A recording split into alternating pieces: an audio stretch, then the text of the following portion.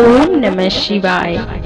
आज हम सभी हरितालिका तीज व्रत की सही जानकारी, संपूर्ण पूजन विधि, शुभ मुहूर्त, तृतीया तिथि कब शुरू और कब समाप्त हो रही है, ये सभी जानकारी प्राप्त करेंगे। इससे पहले भक्तजनों, दोस्तों, अगर आप हमारे चैनल से नए जुड़े हैं तो चैनल को सब्सक्राइब करें, लाइक करें एंड ज़्यादा से ज़्यादा शेयर करें।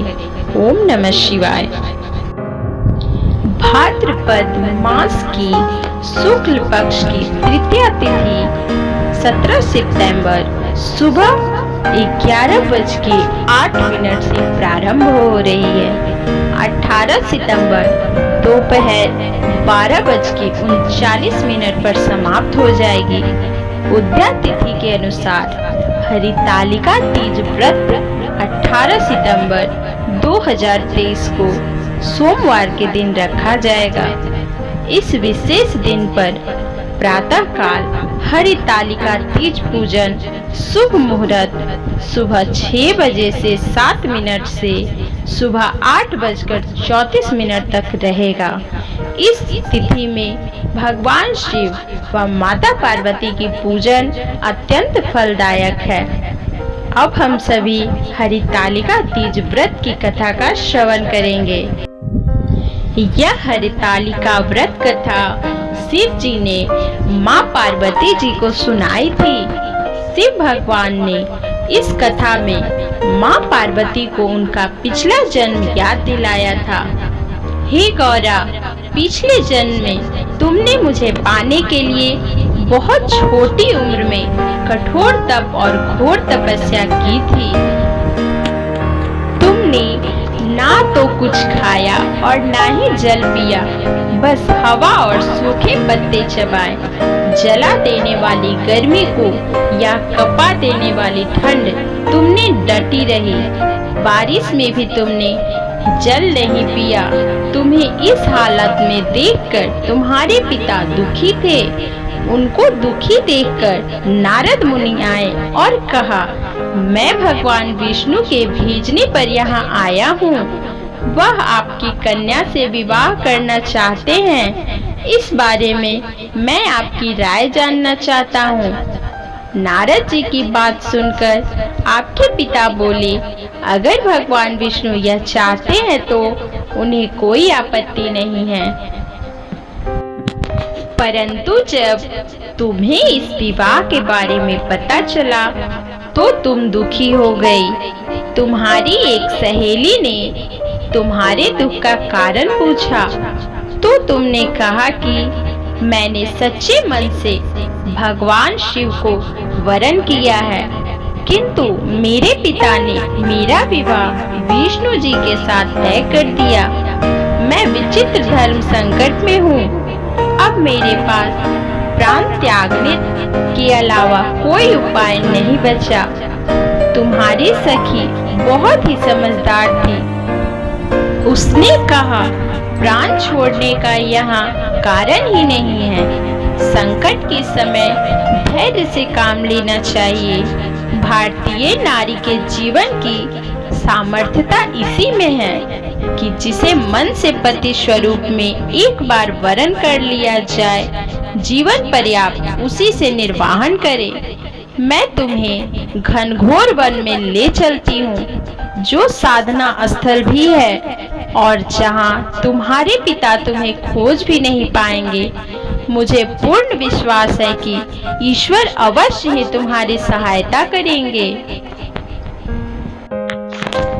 तुमने ऐसा ही किया। तुम्हारे पिता तुम्हें घर में ना पाकर बड़े चिंतित और दुखी हुए। उधर तुम्हारी खोज होती रही। तुम अपनी सहेली के साथ नदी के तट पर एक गुफा में मेरी आराधना में लीन रहने लगी। तुमने रेत के शिवलिंग पर निर्माण किया। तुम्हारी इस कठोर तपस्या के प्रभाव से मेरा आसन हिल उठा और मैं शीघ्र ही तुम्हारे पास पहुंच गया। तुमसे वर मांगने को कहा, तब अपनी तपस्या के फलीभूत होकर मुझे समक्ष पाकर तुमने कहा, मैं आपको सच्चे मन से पति के रूप में वरण कर चुकी हूँ। यदि आप सचमुच मेरी तपस्या से प्रसन्न होकर यहाँ पधारे हैं, तो मुझे अपनी अर्धांगिनी के रूप में स्वीकार कर लीजिए। तब तथास्तु कहकर मैं कैलाश पर्वत लौट आया। उसी समय गिरिराज अपने बंधु बांधवों के साथ तुम्हें खोजते हुए वहां पहुंचे। तुमने सारा वृतांत बताया और कहा कि मैं घर तभी जाऊंगी अगर आप महादेव से मेरा विवाह करेंगे। तुम्हारे पिता मान गए, उन्होंने हमारा विवाह करवाया। इस व्रत का महत्व यह है कि मैं इस व्रत को पूर्ण निष्ठा से करने वाले प्रत्येक स्त्री को मनोवांछित फल देता हूँ। इस पूरे प्रक्रम में तुम्हारी सखी ने तुम्हारा हरण किया था, इसलिए इस व्रत का नाम हरतालिका व्रत हो गया। इस व्रत से जुड़ी मान्यता है कि इस व्रत को करने वाली स्त्रियां पार्वती जी के समान ही सुखपूर्वक पतिरमन करके शिवलोक को जाती हैं। सौभाग्यवती स्त्रियां अपने सुहाग के अखंड बनाए रखने और अविवाहिता युवती मन के मुताबिक वर पाने के लिए हरितालिका तीज व्रत करती हैं। इस दिन व्रत करने वाली स्त्रियां सूर्योदय से पहले उठकर स्नान कर संपूर्ण श्रृंगार करती हैं। पूजन के लिए केले के पत्ते पे मंडप बनाकर गौरी शंकर की प्रतिमा स्थापित की जाती है। इसके साथ ही पार्वती जी को सुहाग का सारा सामान चढ़ाया जाता है। रात्रि में भजन कीर्तन करते हुए जागरण कर 3 बार आरती की जाती है। शिव पार्वती विवाह की कथा सुनी जाती है, अर्थात हरतालिका तीज व्रत कथा सुनी जाती है। इस व्रत के व्रती का शयन निषेध है, इसके लिए उसे रात्रि में भजन कीर्तन के साथ रात्रि जागरण करना पड़ता है।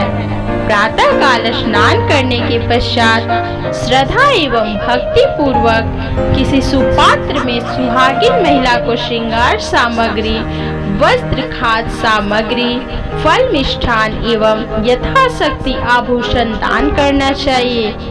रेत के शिवलिंग बनाए तो उसका जलाशय में विसर्जन किया जाता है और जौ की सत्तू के साथ सुबह में पारण किया जाता है। इस प्रकार हरितालिका तीज व्रत की कथा एवं पूजन संपन्न हो जाती है।